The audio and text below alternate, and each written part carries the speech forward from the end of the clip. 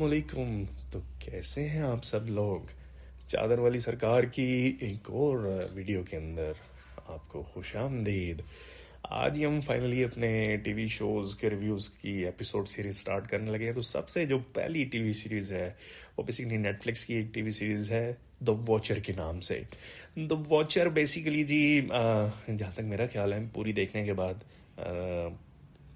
चले एंड पे बताऊंगा कि वेस्ट ऑफ टाइम है कि नहीं है, लेकिन मेरे ख्याल में द वॉचर जो है वो एक किस इनके डायरेक्टर्स और प्रोड्यूसर्स ने जो है वो राइटर्स ने स्पेशली अमेरिकन हॉरर स्टोरी का कोई से कहते हैं ना कोई नेक्स्ट लेवल वर्जन बनाने की कोशिश की है और उसी ऑडियंस को मज़ीद कैप्टिवेट और कैप्चर करने की कोशिश की है। बट मेरे ख्याल में शायद सक्सेसफुल नहीं रहे, क्योंकि जैसे आप जो है वो वॉचर देखते जाएंगे आपको अंदाज़ा होता जाएगा कि स्टोरी बहुत ही ज़्यादा फैल गई है और कंक्लूजन जो है वो नहीं हो पा रहा। तो अब स्टोरी के कुछ कैरेक्टर्स के बारे में बात करते हैं, सीरीज़ के कुछ कैरेक्टर्स के बारे में बात करते हैं। तो इसमें जी हमारे एक नन्हे मुन्ने से चुन्ने मुन्ने से अंकल जेदी हैं जो काफ़ी ज़्यादा मेहनत करने के बाद मेरे ख्याल में शायद लाइफ इंश्योरेंसेस वगैरह बेचने के बाद उन्होंने इतने पैसे इकट्ठे कर लिए हैं कि वो अपनी इंतहाई फर्माबरदार बीवी और इंतहाई जो है वो नाफरमा बरदार और नाफरमान बेटी और इंतहाई घुघु घोड़े किस्म के बेटे के लिए एक खुला सा वाइट पिकेट फेंस वाला घर अफोर्ड कर सकें। तो घर वो देखते हैं जी, घर उन्हें पसंद आ जाता है और वो उसको पलक चपकते ही चुटकी बजा के यस कर देते हैं और रियल्टर को जो है वो पैसे कर दे के उसको बुक करा लेते हैं। बट वो घर जो है वो अपनी अपीयरेंस के लिहाज से, सराउंडिंग्स के एतबार से, नेबर्स के एतबार से वो होता ही जो है वो बड़ा मिस्टीरियस है, जिसका अंदाज़ा उन्हें वहाँ पर सेटल होने के बाद लगता है। एक तो अंकल जेदी को आप देखेंगे कि जी बड़ा कुकिंग का शौक़ होता है, इसलिए वो बड़ा जो है ना वो क्योंकि वो अपने आप को कहते हैं जी मैं इटालियन हूँ तो मैं यहाँ पे मार्बल को रिमूव कराऊंगा और यहाँ पे मैं अपना कुकिंग का सेट किचन के अंदर जो है वो नया लगाऊंगा। तो वो इसको स्टार्ट करने की जब कोशिश करते हैं तो नेबर्स कहते हैं ना ना ना ना ना ना, ये तो हम होने नहीं देंगे। घर आपने ज़रूर ले लिया लेकिन इस घर के ऊपर जो इजारादारी है नस्लों से वो तो हमारी है, नेबर्स की। साथ ही उन्हें जो है वो एनोनिमस लेटर्स आना शुरू हो जाते हैं द वॉचर की तरफ से, जो कहते हैं कि घर आपने लिया ज़रूर होगा लेकिन देखूंगा अब मैं आपको। यानी दूसरे लफ्ज़ों में कहना यही चाहता है कि मैं देखता हूँ कि अब यहाँ पे आप सुकून से कैसे रहते हैं। तो बहरहाल कहानी मूव ऑन करती जाती है, उन्हें लेटर्स आते जाते हैं, वो शुरू में सीरियस नहीं लेते, आहिस्ता आहिस्ता बाद में पुलिस को रिपोर्ट कर देते हैं।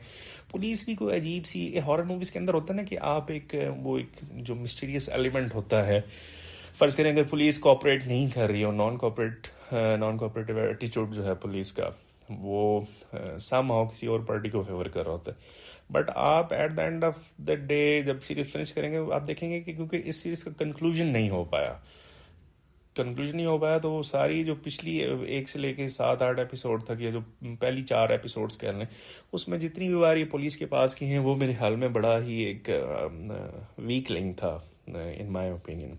खैर अंकल जेदी फिर भी कमिटेड नज़र आते हैं और वो कोशिश करते हैं कि वो वॉचर को ढूंढेंगे, but at the same time वो सीरीज़ की उस फेज़ के अंदर आ जाते हैं जहाँ पे अंकल जेदी की जो इंतहाई फर्माबरदार बीवी है वो उन्हें खुद वॉचर समझना शुरू कर देती है कि मेरा जो खामंद है ना वो सठा गया है और शायद इसके पास इतने पैसे नहीं थे और अब ये पैसे दे बैठा है और अब ये कंगला हो गया है और इसने जो है वो घर दोबारा बेचना है और मुझे डराने के लिए और बच्चों को डराने के लिए, बीवी बच्चों को डराने के लिए जो है वो ये ऐसे ख़तों किताबत कर रहा है और कह रहा है कि मैं तुम्हें देख रहा हूँ, I am the watcher and I will फलाना ढमकाना जो भी उस खत के कंटेंट्स होते हैं।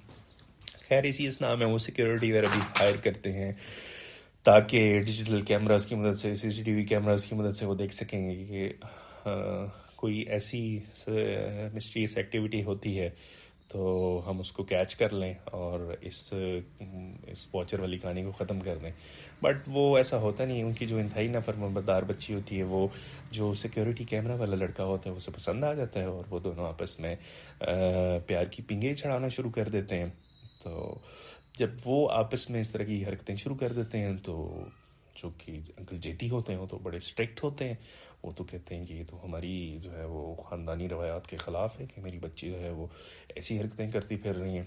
बहरहाल उनकी बच्ची भी कहती हैं कि अब्बू ये अमेरिका है और ये पाकिस्तान नहीं है, मैं आपको मशहूर कर दूंगी। और वो बिल्कुल ही ऐसा करती है, वो अपना किसी तरीके से वीडियो मैसेज रिकॉर्ड करा के पब्लिक कर देती है और अल्लाह अल्लाह खैर सलाम अंकल जैदी की गुड्डी वो हो गई आसमान के ऊपर।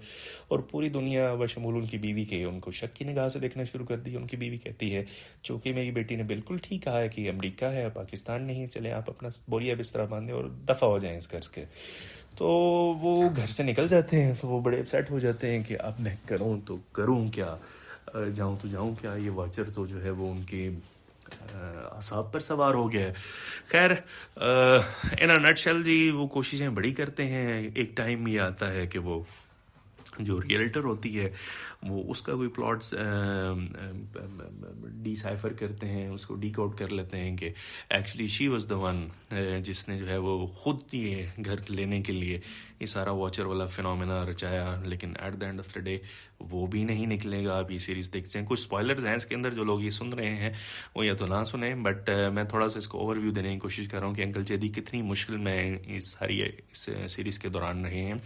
बहरहाल at the end of the day वो कुछ नेबर्स को भी शक की निगाह से देखते हैं और नेबर्स भी उनके बड़े अजीब से, मतलब आप नॉर्मल अगर लाइफ में देखें आपके नेबर्स आपको ये बड़ी पुरस्कार नज़रों से और दूर पैटियो फर्नीचर पे जो है वो लॉन के अंदर बैठे हुए नज़र नहीं आएंगे और आपको दूरबीनों से खुरदबीनों से देखते हुए नहीं नज़र आएंगे और इशारे गंदे गंदे नहीं करते हुए नज़र आएंगे कि वो आर वॉचिंग यू।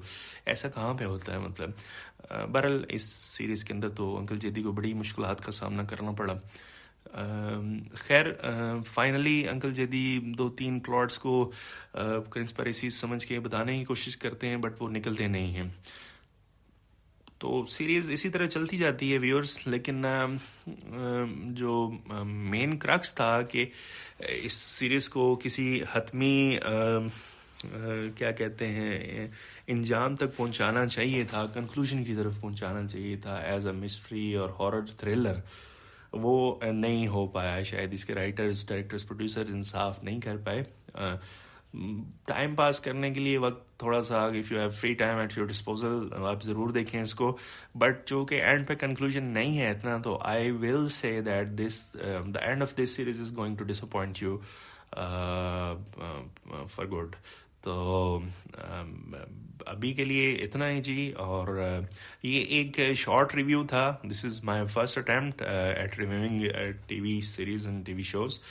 आपको अगर ये रिव्यू पसंद आया है तो आप मेरे चैनल को सब्सक्राइब कीजिए, लाइक का बटन दबाइए और अपने फ्रेंड्स को भी इनवाइट कीजिए ताकि वो मेरे चैनल को लाइक करें, सब्सक्राइब करें, और ताकि मैं इसी एनर्जी के साथ, इसी जज्बे के साथ आपको नए नए रिव्यूज़ जो है पेश करता रहूँ।